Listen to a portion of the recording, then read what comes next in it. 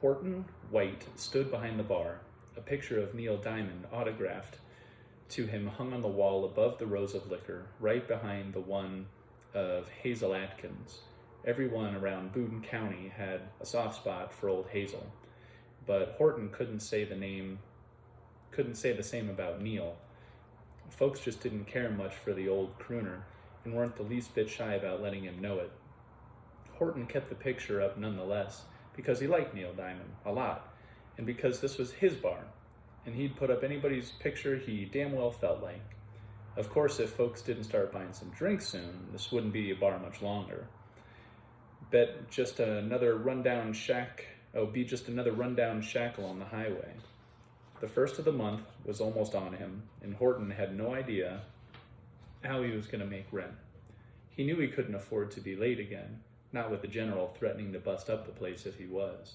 He usually pulled in a pretty good crowd between Christmas and New Year's, counted on it, to catch up financially.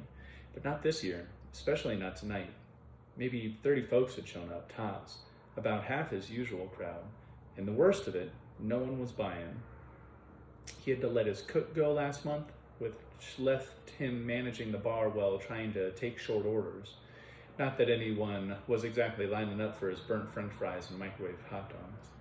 He scanned the sullen faces. Folks were out of sorts, appeared beaten down, tired. Even the band couldn't keep the beat, kept screwing up their sets. Nothing too unusual about that. What was unusual was the fact that no one seemed to give a hoot. No booze or catcalls, certainly no one throwing bottles.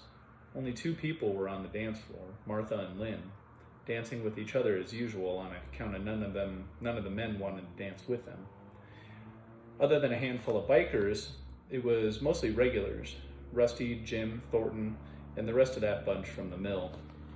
Tom Mullins had his 4 brothers, and his 4 brothers had shown up, making Horton a bit nervous at first, as trouble followed that family around like a hungry puppy. But even Tom was mellow tonight, sipping, not drinking his beer, just playing pool with that butchy gal Kate from down Good Hope way. The bikers were mostly keeping to themselves over in one corner. Horton smelled weed, wanted to ask them to take their smokes outside, not because it bothered him none, only because maybe then they'd drink a bit more. But he didn't know these boys, didn't want to stir anything up. But he sure wished someone or something would stir things up, something to get the evening going. "Shit," Horton said, speaking to the handful of dour faces before him at the bar. "Someone die I don't know about? Or maybe the post office just forgot to deliver everybody's welfare checks?" No one gave him so much as a snicker. The door opened. Horton didn't bother to look over, at least not until he caught the look on Lucy Duff's face. A man, a very tall man, entered the bar, along with a cold gust of night air. The lights were dim, but not so dim that Horton couldn't see that the man had horns twisting right out of his forehead. "Well, bend me over and fuck me silly," Lucy said, her words slurred. She elbowed her friend Nellie. "Hey, Nell, check that one out."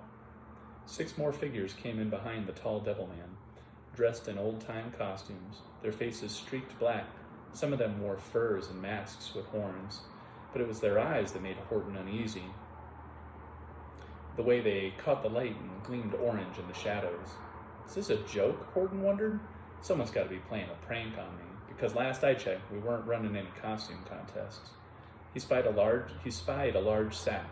The tall one handed it off to one of his gang, a lean-looking man, spoke something in his ear and pointed to the bar. Oh, fuck, Horton. Oh, fuck. Horton understood the disguises, realized that they were actually about to try to rob his place. Horton stepped quickly over to the icebox, set his hand on the sawed-off under the counter. Are they nuts? Do they have any clue what kind of folks they're dealing with? Horton guessed half his patients were packing right this minute, and the rest carried a knife or some other means of defense. Hard men and hard women, the kind of folks that didn't back down from a fight. Horton had no doubt that if these folks drew weapons, someone was going to end up full of holes. "It's them," Lucy said. "You know, the ones from the paper." "What ones from the paper?" Nellie asked. "Dan," Horton said sharply. "Hey, Dan, back me up." Dan sat next to Lucy. Horton had spent half a tour in Nam with Dan. Knew Dan didn't go anywhere without his piece. Knew he was a good man to have your back. Dan saw that Horton had his hand under the counter, looked to the door, and sobered up quick. He shifted round, dropped his hand into his jacket pocket. The lean man with the sack approached the end of the bar. The man was even creepier up close. The makeup and the odd glow in his eyes looked so very real. Horton had no idea how he got his eyes to do that. Some new type of contacts? "Mister," the slim man said, "beg your pardon. Got a question for you." Horton stared at the man from where he stood, not about to take his hand off the shotgun. "Yeah, what can I do you for?" Like to open the bar for the evening." Of all the things Horton had expected the man to say,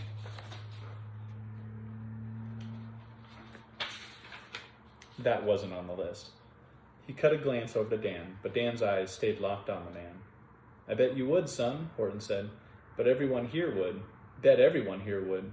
"Don't worry, we'll be paying up front," the man said and shoved his hand into his sack. "Oh, shit." Horton felt his heart leap into his throat. "He's going for his piece." Horton yanked the shotgun out from beneath the counter, leveled it at the man. Dan tugged out his .38. "Whoa," the lean man said. "Hold on a sec now." "It ain't what you're thinking." "How about you take your hand out of there nice and slow," Dan said. "Then we'll figure out what we're thinking." The man nodded, then did something funny. He shut his eyes as though concentrating real hard. Horton wondered if maybe the guy was jacked up on something. Horton stole a quick glance over at the rest of the gang, knowing this would be when they'd make their play. Only they hadn't moved. Weren't even looking this way. Just standing there, watching the band like nothing in the world was going on. "Okay," the man said. "I'm going to pull my hand out nice and slow. I'd appreciate it if you don't shoot me when I do." "Well, now that all depends on what's in your hand," Dan said, "don't it?" The lean man slowly withdrew his hand, and instead of a gun, he had a clump of tarnished triangular coins. He laid them on the counter. "These are gold. Should be enough to cover it."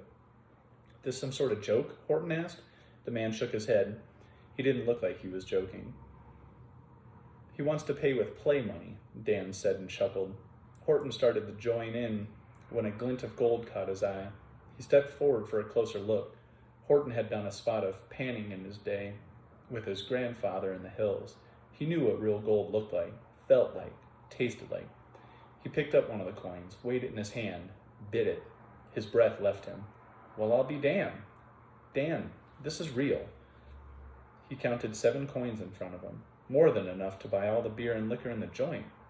"If you let me stick my hand back in the sack, I can add a bit to that." "What?" Horton said, still mesmerized by the amount of gold sitting on his bar. "Why, yeah, son, go right ahead, knock yourself out." The lean man pulled out 5 more coins. "That ought to do it, don't you think?" Horton didn't answer, couldn't find the words. "What'd you say?" What do you say? We got a deal?" Horton nodded. "We sure do. We sure as hell do." He set the shotgun back in its hitch and quickly slid the coins into his bar towel, wrapping them up, getting them out of sight.